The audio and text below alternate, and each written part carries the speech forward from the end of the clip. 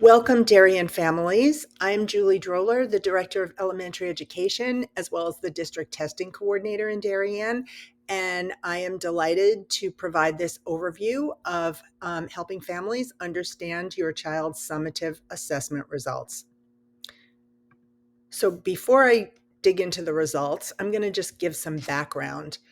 The Connecticut summative assessments are based on Connecticut general statutes, which mandates that all public school students in grades 3 through 8 and 11 participate in a mastery examination that measures essential grade level skills in reading, writing, math, and in science once at each level.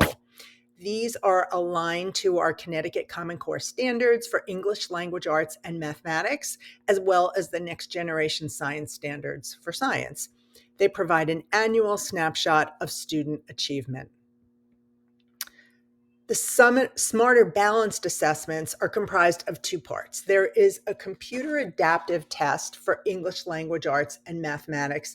And what that means is that the test adjusts to each student by basing the difficulty of future questions on previous answers. So this provides a more accurate measure of student achievement, and I'll talk a little bit later about how that impacts student scores.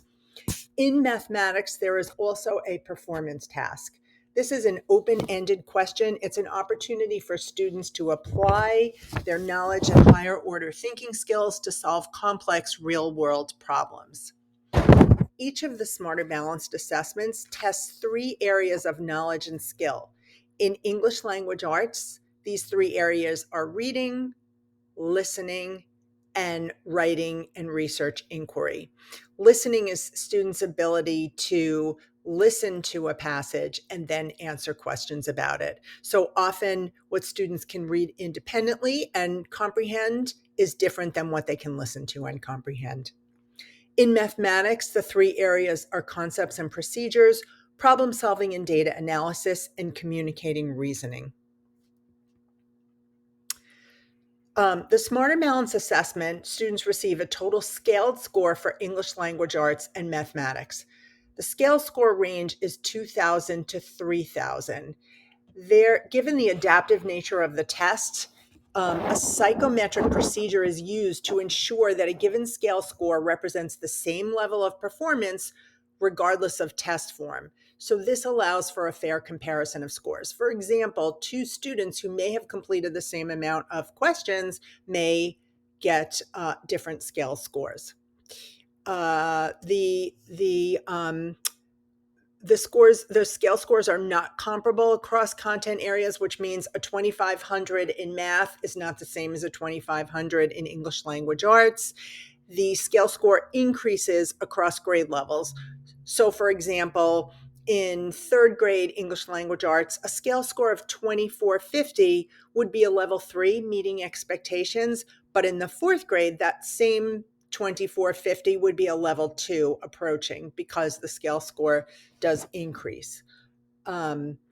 Each scale score corresponds to an achievement level 1 through 4, where 4 is exceeding expectations.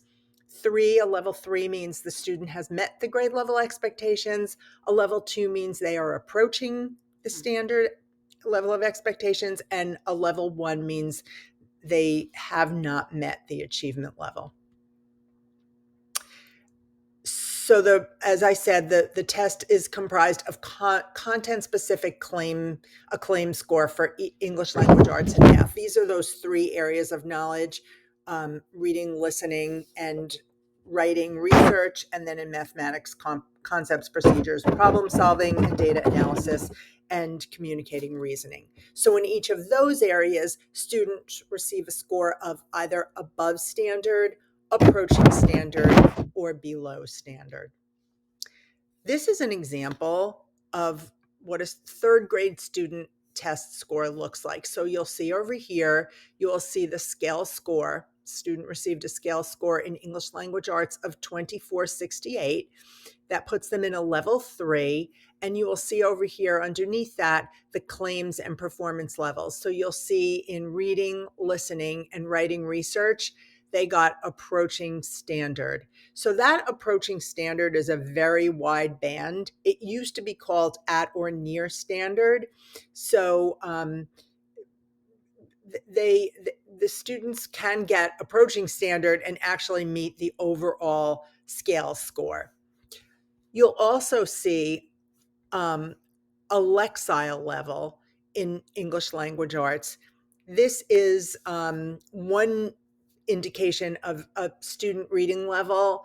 We use Fontes and Pinnell. Lexile level measures sentence complexity and number of words. Fontes and Pinnell also takes into consideration author's craft and other text characteristics, the content itself, the vocabulary that make a text more or less complex for students. But this is one indicator, and it can be useful to think about the kind of text that your child might read. You'll also see, in addition to your children's score, the school average and the district average. The district average is only Darien. So you'll see those on your child's score report. And here on the bottom, oops, I skipped too fast. Here on the bottom, you'll see the same information for mathematics. This is a 7th grade test. So these students have taken the test 2 years in a row. So you'll see in black and white or gray shading, you'll see the previous year's scores, and then you'll see the current year's. Actually, this was spring 2022 and this is spring 2021, but you'll see that comparison. So you can also look at your child's growth. So, for example, this 7th grader in their 6th grade score received a 2499, which was at the very top, but a level 2, approaching expectations. And in 7th grade, they scored a 2617, and they're almost at the top of the level 3 band, meeting expectations, almost hitting exceeds. So you can see a lot of growth in that year. You'll also see a quantile level on the mathematics scores, and there's a link to a website, and you can also get some mathematics activities for a child in that grade who scores around comparable to what your student has scored. So that can be helpful as well. On the back of the test, you will also see those 3 areas of knowledge and skills in reading, listening, writing, research, inquiry, and the 3 areas in math as well. And you'll see a little more narrative to explain in more detail what those each of those 3 areas of knowledge and skill really is looking for. The Next Generation Science Assessment is administered in grades 5, 8, and 11 only. There is also a total scale score, but it is 1,000 to 1199. Also, this corresponds to the same achievement level, 1 through 4, where 3 is meeting expectations, 4 is exceeds, 2 means that they're approaching, and a level 1 means this child does not meet the expectations. And also, like the Smarter Balance, the Next Generation Science Assessment looks at 3 areas of knowledge and skill: life sciences, physical sciences, and earth and space sciences. There is also a claim score, above standard, approaching, or below standard for each of these 3 areas of knowledge and skills.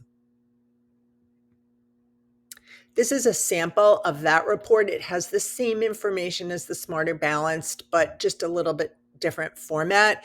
You can see the student's scale score over here. So this is an 11th grade. This student's scale score was 1128, and the achievement level, this is a level 3. You can also see for each of those areas of knowledge and skills, you can see a performance level. So this student, life sciences was a strength for this student. They scored above standard. Physical sciences and earth space, they were approaching. Again, it's that same wide band. So approaching is either near or at the standard.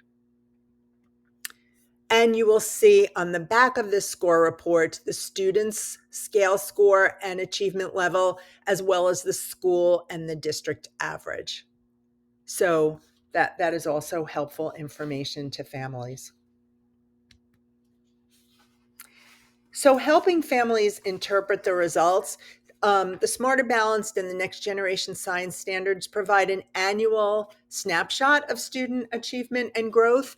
They're used along with other type of assessments, more formative assessments, um, which are assessments during learning where teachers can adjust their instruction and inform instruction. So these assessments provide general rather than specific information about individual students. We don't receive an item analysis, and it's also at the end of the year, and students are already in another grade. So while it doesn't inform our daily instruction, it does give us that information about student achievement and growth.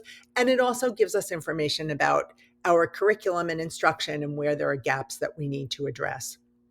So given that, if you have questions, the best person to call about your child's achievement in class and how that compares to how they did on these assessments would be your child's teacher, or if they have an IEP, their case manager.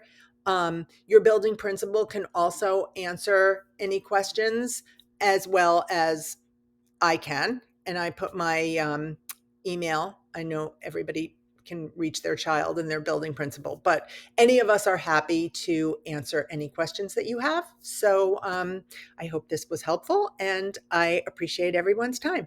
Thank you.